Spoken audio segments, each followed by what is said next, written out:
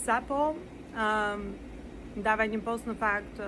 në rrjetet e mia sociale për 20 vjetorin e martesës time me tim shoq, një rrugtim i largët, i gjatë, por patjetër dhe me mësimet e rrugtimit që do t'i ndaja pak me ju, të paktën disa nga mësimet që unë mendoj janë më të rëndësishme, që kanë mbajtur themelet fort të lidhjes tonë, do t'i ndaj me ju. Pjesa parë është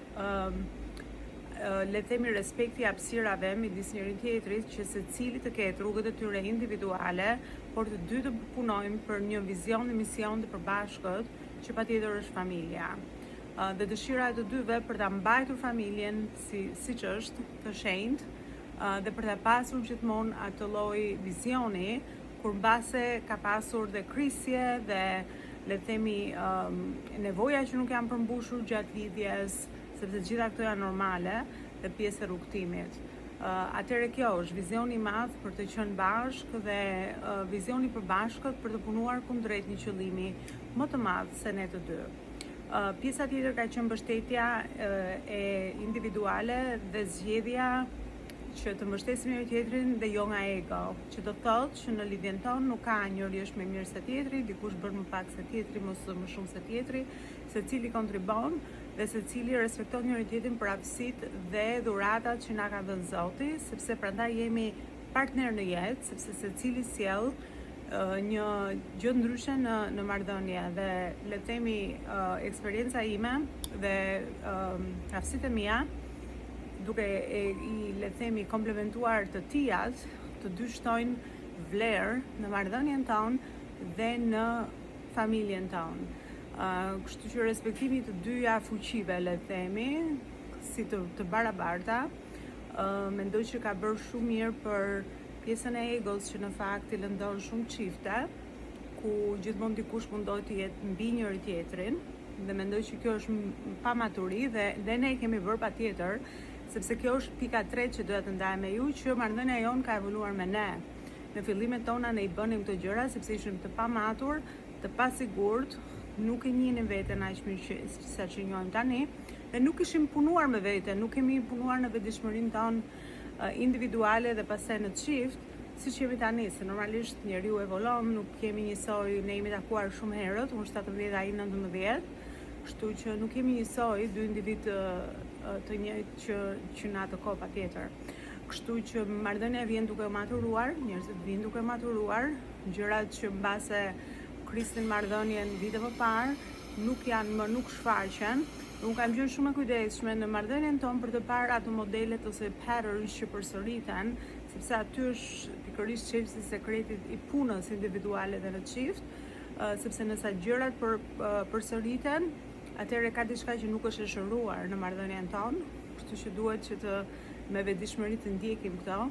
dhe të kuptojmë se nga na vijnë, sepse këto janë ata që prishin marrëdhëniet. Unë nuk mendoj që marrëdhëniet prishen sot me nesër, është një evolim, janë krisje që kanë ndodhur, janë trauma të pashëruara të dy individëve dhe pastaj kthehet në një rezultat le të themi në botën e jashtme, që mund të jetë, ku di unë, tradhtia,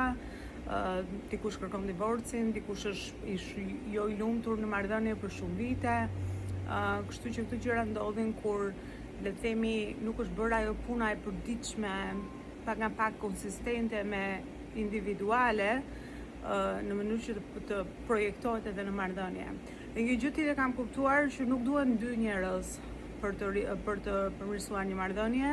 vetëm një nevojitet, sepse kur dikush evolon dhe bën punën e tyre të brendshme, pastaj projekton këtë gjë në marrëdhënie dhe ndryshon komplet dinamika e marrëdhënies. Kështu që për shpesh herë për ne që mund të mendojmë që na duhen, domethënë, dy veta, ose burri ose gruaja, kemi këto, le të themi, ankesat që nuk dëgjon, nuk bën siç them unë, që është kontroll ky në fakt. Do ju thoja që nuk ka nevojë për dy veta. Një person ndryshon komplet dinamikën e marrëdhënies. Edhe kështu, unë mendoj që këto janë ato pikat më të rëndësishme që na kanë mbajtur themelet fort dhe zgjedhim njëri tjetrin çdo ditë, jo sepse u martuam kaq vite më parë, nuk duhet ta marrim të mirëqen këtë, duhet zgjedhim njëri tjetrin çdo ditë për të jetuar bashkë dhe për të kaluar sfida së bashku. Dhe një gjë që ndodh me eksperiencën e kalimit të kohës dhe kur je me dikë kaq shumë vite, është që ti ndërton një histori të përbashkët, një shared history me njëri tjetrin dhe thellohet marrëdhënia sepse keni kaluar sfida bashkë që mbase me dikë tjetër mund mos e keni kaluar, nuk e keni këtë historinë e përbashkët që në fakt bashkon shumë, sepse këtu duket njerëzit kur kalojnë sfida bashkë, atëherë janë ata që rrinë vërdall, janë the keepers në marrëdhëniet tona, sepse të gjithë mund të vinë në marrëdhënien tonë kur jemi mirë, sukses, kemi çdo gjë, por kur kalojmë sfida bashkë, këtu duket partneri ose partnerja e vërtet në jetë, kështu mendoj unë. Shpresoj çfarë kam darë të ketë ndihmuar dhe më ndiqni për më shumë video.